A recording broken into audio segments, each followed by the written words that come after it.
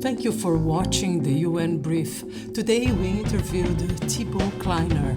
He is the Director for Policy, Strategy and Outreach at the European Commission Directorate General Connect. He's in charge of everything that is related to digital transformation, and we spoke about what is in progress and what to expect in this coming year. Thank you for watching and don't forget to subscribe. What I wanted to speak with you is about the latest reports that you have produced, because you are in charge of the digital transformation. Correct. Yes, I'm the Director for Strategy and Policy and Outreach in DG Connect, which is the DG, so the equivalent of a ministry, if you want, that takes care with digital policies.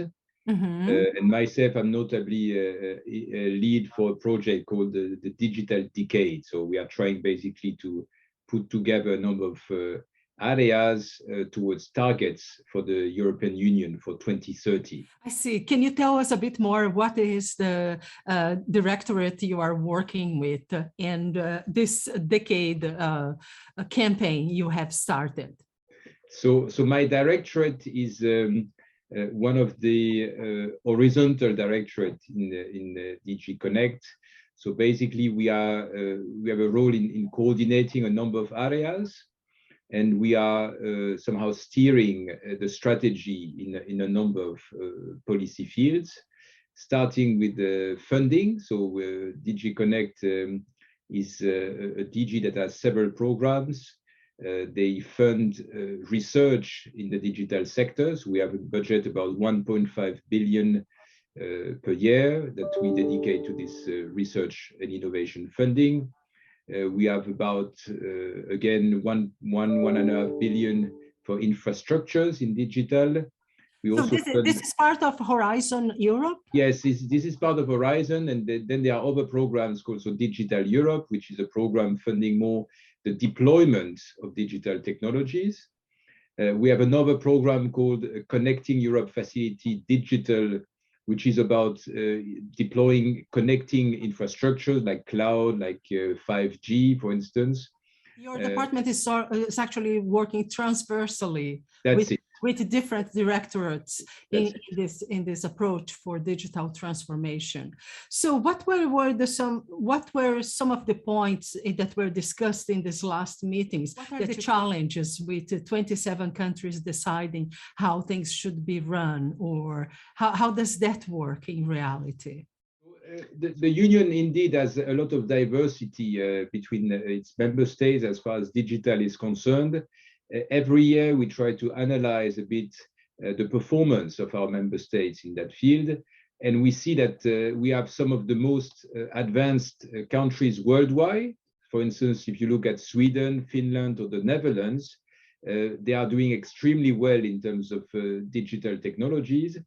Other of our members, like for instance, Bulgaria or Romania, are doing not so well in some elements. They are doing quite well actually for instance, in broadband deployment, somehow, better than larger countries, but they are doing less well in terms of how SMEs, for instance, small and medium enterprises, use the digital sector. So we have this diversity among our member states, which is sometimes a challenge, because it means not everybody is at the same level of sophistication in terms of organizing their policies, but it nevertheless, means we have a large spectrum in terms of what the challenges may be with this new technology. So in this project on the digital decade, what we are trying to do is basically to define the European way for the digital transformation, to make sure that we can spell it out and explain what is different about Europe in this new technology.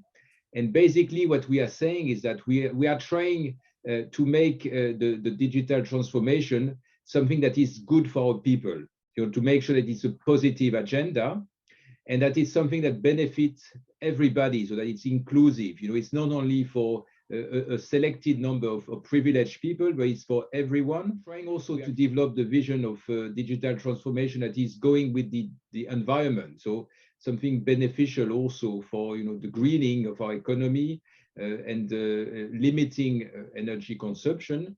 And the last element, very important, is that we want the digital transformation to be focused on humans. We don't want a situation where you lose freedom, for instance, because algorithm or artificial intelligence decides everything for you. We want the technology to be designed for the people, to respect their privacy, their integrity, and at the end of the day, something that we feel is corresponding to our European values. So that's in a way, our challenge. You make the digital transformation something which is a positive force, something good.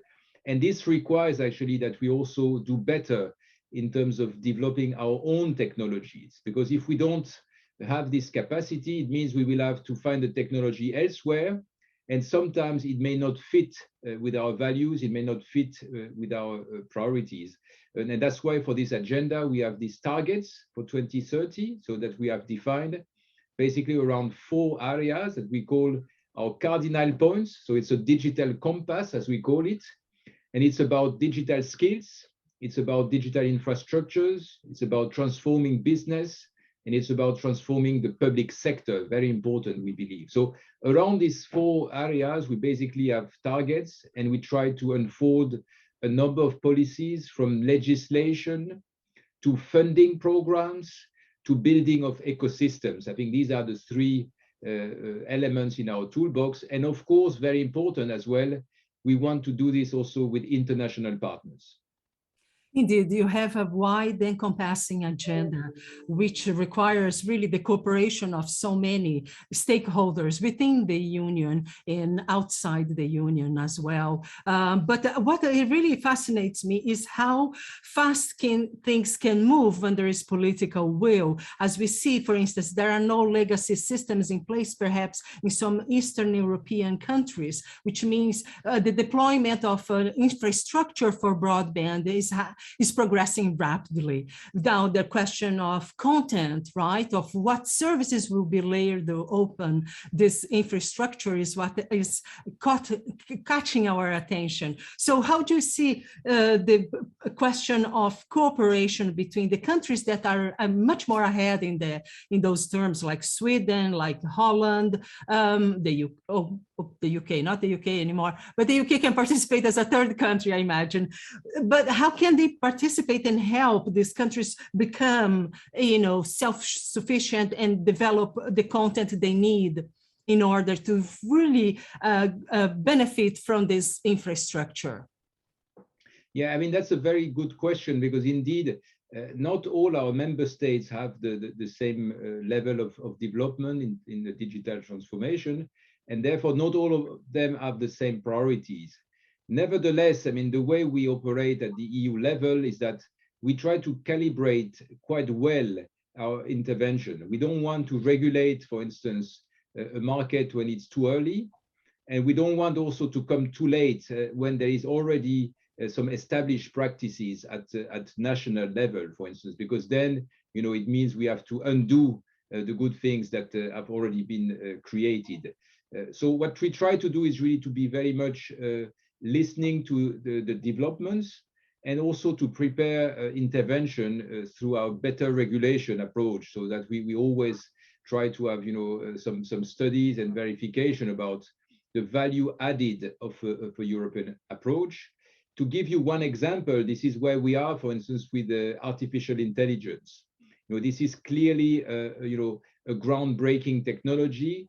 It's starting to be used really across the board, from traditional industries that use artificial intelligence for issues like digital twins and predictive maintenance. So they build models of their machines to see when they would break, and to replace the pieces in time, so that it doesn't stop their production process. So that's one way to use artificial intelligence, but also you have it in social media and so on. So very diverse usages.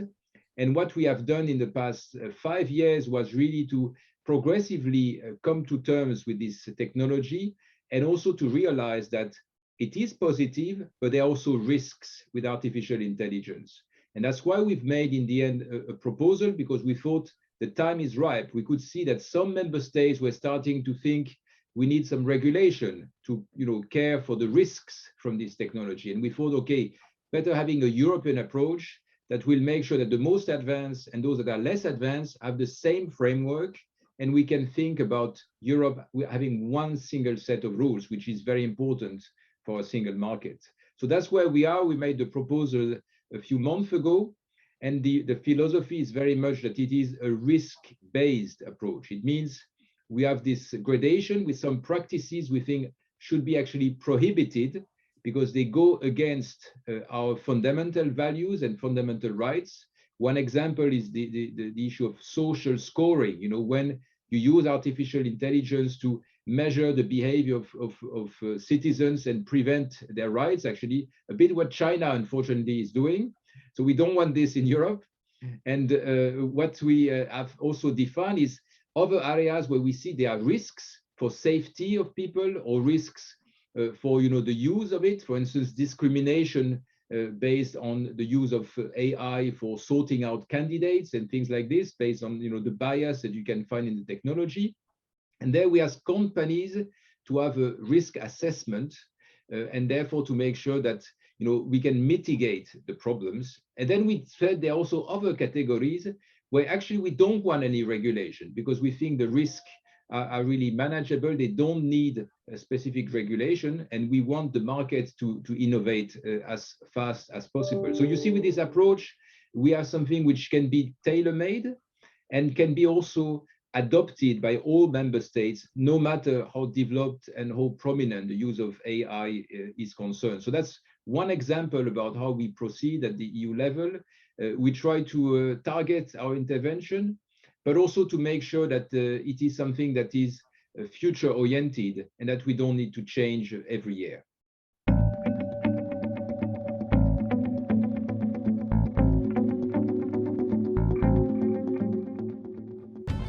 Thank you for watching the UN Brief. Today we interviewed Thibault Kleiner, who is the Director for Policy, Strategy and Outreach at the Directorate General Connect at the European Commission.